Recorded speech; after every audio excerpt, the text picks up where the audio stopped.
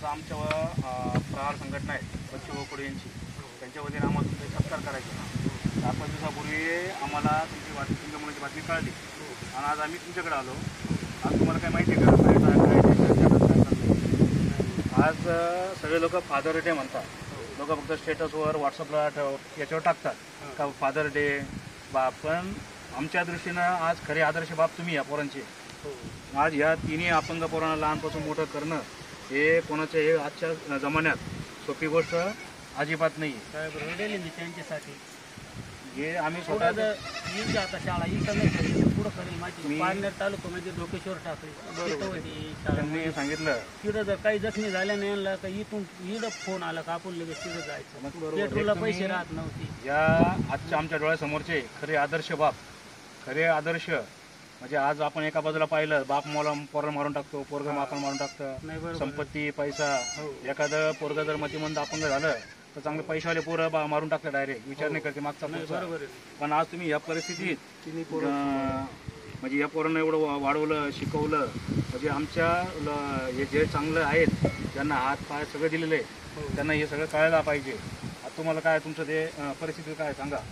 माहिती वाईट परिस्थिती, मजुरी करत होतो, विहिरीची कामं करत होतो, तरी यांना झालं कष्ट करून कमवून घातलं पाहिजे, सांभाळणे नाही यांना पुढं. इतकी वाईट परिस्थिती अन्न नलिका तुटेले भाऊ, हे काय तुमची अन्न नलिका का? हो बापरे, हे कामं करून करून का? हो. कोणासाठी? पोरांसाठीच. मग आता कोणासाठी काम करणार आहे आपण? आपल्याला 3 अपंग सांभाळायचे, कोणाकडे नेऊन घालच्या सांगा बरोबर.